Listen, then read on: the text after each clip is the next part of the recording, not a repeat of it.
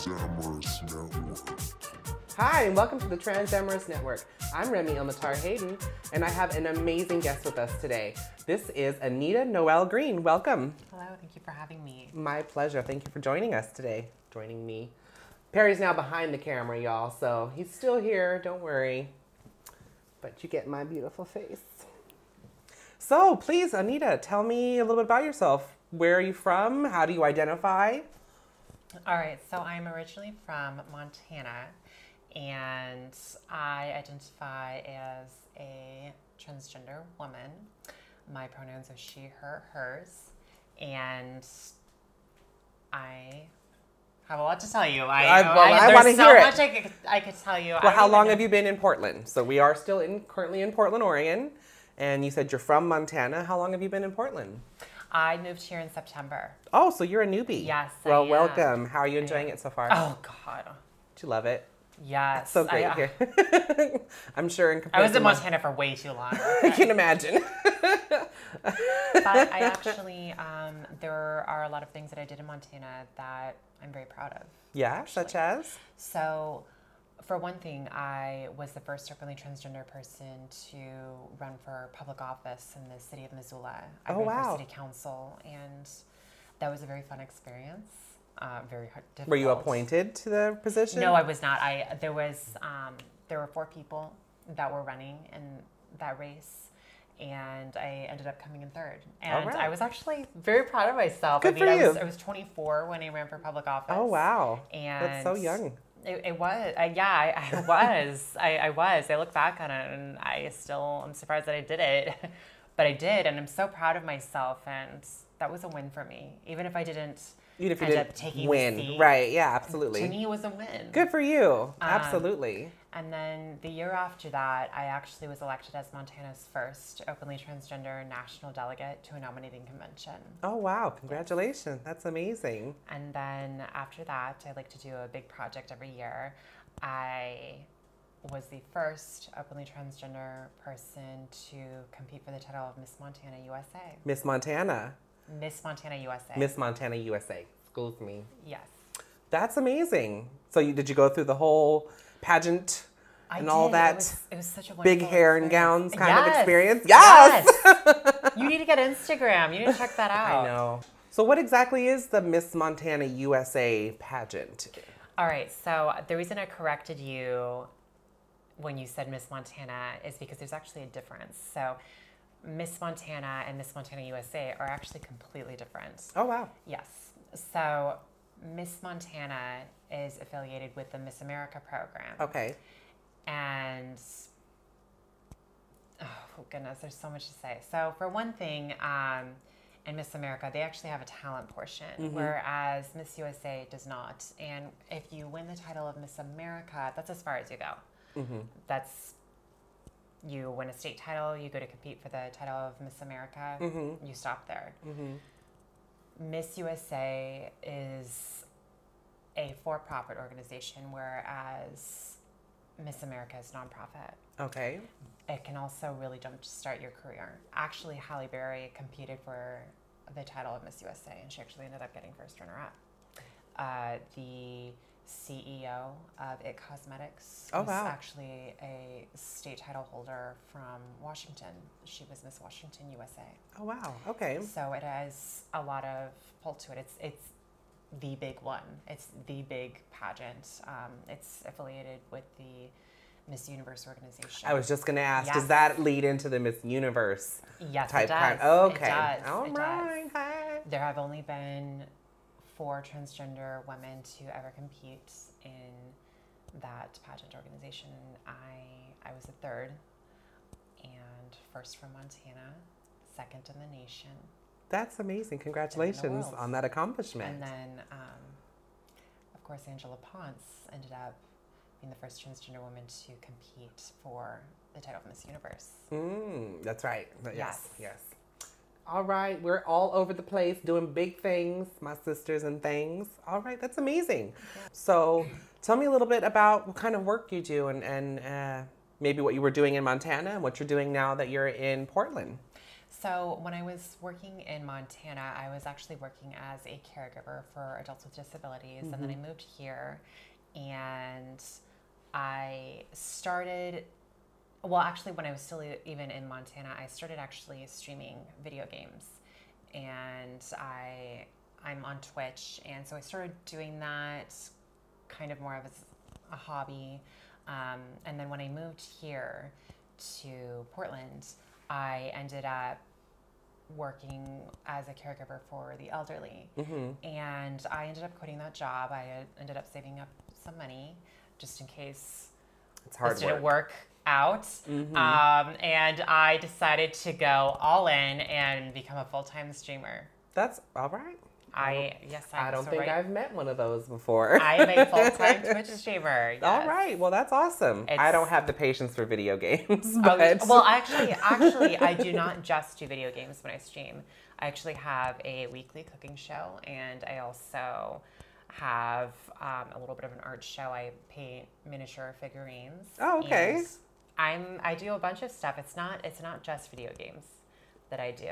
I'm also on Mixer as well, which is another streaming platform. A Mixer. So Mixer is like Twitch. Okay. It's another streaming platform. Y'all know I don't know nothing about this stuff.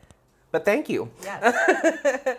So that's awesome. Tell me a little bit about maybe your transition and how that journey has been. Has it been as easy as some, more difficult than others? Do you have a supportive family? All right. So as much as you want to share. Sure, absolutely. I'm actually an open book. So growing up, I thought that I was gay because transgender people weren't really talked about in the 90s, and I'm definitely a 90s baby, and I always knew that I was a girl. I just didn't know about the word transgender until about the ages of 12 to 14. And that's when I put a label on myself as transgender. I accepted myself as that, though I was too afraid to come out as trans. I didn't want to be different. It was scary. And I also grew up in a religious household, and I was afraid that my family wouldn't accept me. I ended up coming out to my best friend in high school as a girl. It's so weird to say, isn't that? I feel like that's so weird. It's like came out as a girl. I mean, I came out as me. Absolutely. I started totally living my truth and who I really am. And at 18, I started hormone replacement therapy, and I came out to my mom at 19.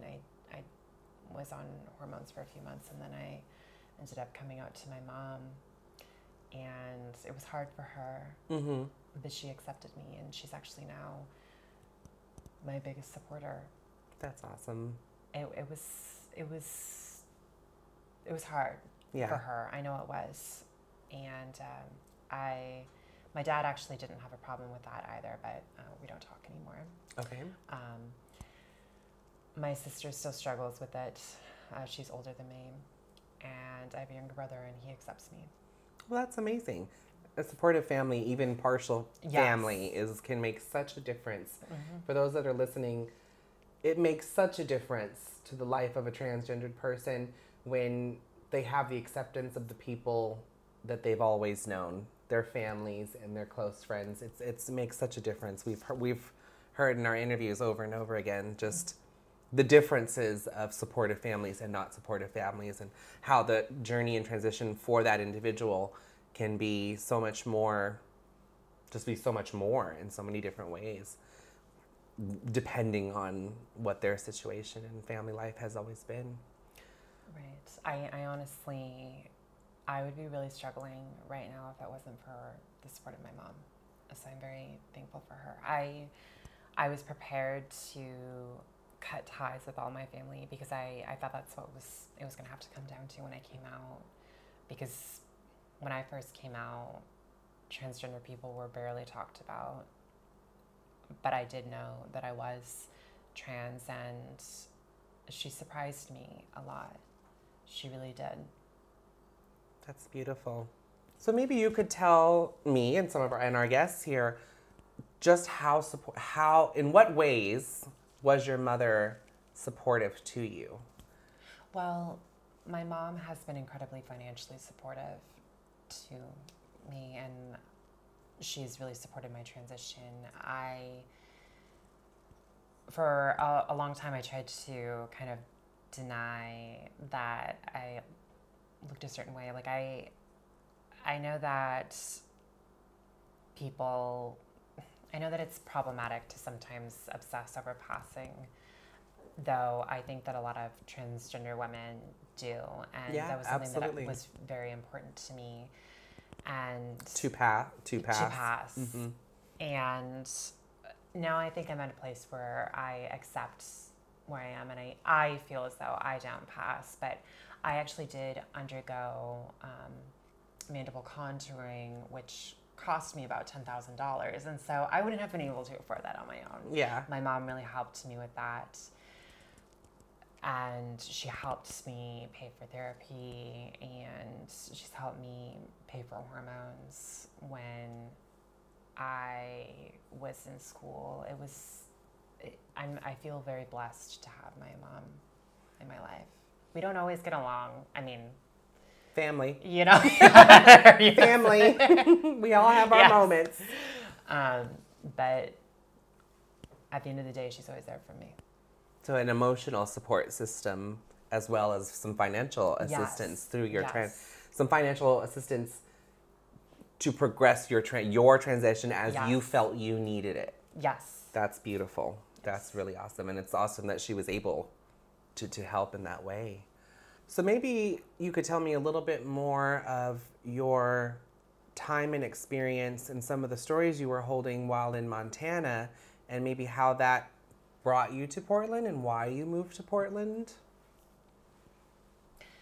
That's a big question. So Montana is, of course, much more conservative than Oregon is. Mm-hmm.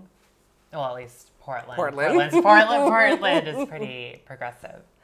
I actually went to a Catholic high school, and I am from a city in Montana called Billings. It's actually the largest city in Montana, population-wise. And it was very conservative. And I was so happy to actually get out of Billings and move to the city of Missoula, which is actually considered by many to be a blue dot in a red sea. And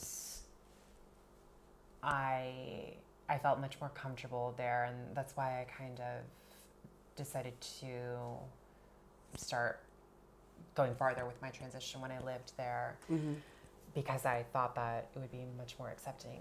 Though it doesn't matter where you are, you're going to face discrimination, especially if you're a transgender woman. I have faced some major hardships because of my transgender status. Of being out in public with your transition. Well, or actually, just being clocked in. Well, so how do you mean? We can definitely go there if you want. It's a heavy subject. We don't have to get like super deep, but like maybe. All right. I mean, it's as much as you want to give. Sure. Well, like I said, I'm an open book.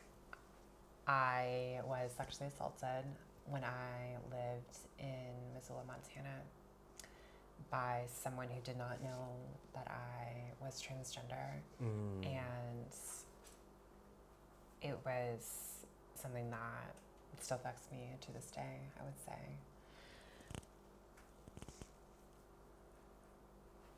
That and being in politics, I saw that there was just, I felt like I was fighting too hard to, it was really draining on my soul. It was hard on me emotionally because I tried to help make a difference, politically speaking, but it's so hard when you're such a minority because oftentimes people don't want to listen to you. Mm-hmm. I felt as though the Montana Democratic Party, for example, really didn't want to listen to what it is that I had to say. And I actually faced discrimination within the Montana Democratic Party by people that I actually sat on the executive board with within Missoula. Mm. And I actually faced some transphobia from some board members. And that was a contributing factor to me moving because I just could not live like that anymore. It was too emotionally draining on me. So for your own mental, emotional, and physical well-being, you made the decision to move. Yes, and I felt that I did accomplish a lot in Montana, and I'm very grateful for the experiences that I had. But it was time for me to move. It was time for me to move on and try something different. Why Portland? Well, why not Portland? It's a wonderful place. I heard so many great things about it. I actually have friends here. I had friends before I ended up moving here, and I loved it when I visited it. I came here a few months before I finalized my decision to move, and there were many contributing factors to me wanting to move here. I wanted to move to a bigger city and see how that would feel for me. I also, well, okay, I'm gonna be real. Dating sucks in Montana, okay? So that was a contributing factor. What sucks? Dating. Dating sucks in Montana. Sucks. Oh, God. I mean... Well, that's a great segue for me, actually. Oh, really? So, Okay. tell me a little bit about, since transitioning, dating. How has that experience been, and how have you grown through the processes and the experiences that you've had through dating? Well, after I was sexually assaulted, I decided that I was always going to be very upfront about being transgender. I have heard so many horror stories about transgender women being murdered. Mm-hmm. And many other things. And I thought that for myself, that was the best approach to take. I'm not saying that anybody should always be open about their transgender status, but for me, that was the right thing to do. I completely understand. I've always been very open about that fact. Before we go anywhere or step any further in that, this is who I am. If that's a problem, we can part ways now. Because I don't want to have to kick your ass in. I'm from Oakland, so. Well, it was difficult for me to come to that conclusion because I just wanted to be seen as a woman. Mm-hmm. I didn't want to be seen as a transgender woman. I wanted to just be seen as a woman. And I later decided that it would be the best approach for me to go about dating by being open about my transgender status. Mm-hmm. And that made it difficult. A lot of men in Montana, because I'm straight, I'm only attracted to men. Mm-hmm. A lot of men actually had a problem with that. But I would go on dates, and I was in a number of relationships over the years living in Missoula, Montana. And after a while, I wanted something different. Mm-hmm. I wanted something completely different. I wanted to change the scenery. I needed something different, and this has been a wonderful place for me. Now I'm in a very healthy relationship and with somebody that I care about very, very much, and I feel very blessed to be here. That's awesome. I want to dig a little bit into something. You just said, I wanted to be seen as a woman. Yes. But in the beginning of our interview, I asked you how you identified, and you said transgender woman. So So I definitely want to dig a little deeper into that transition and story from woman to transgender woman. But let's take a quick break. We'll be back in just a couple moments.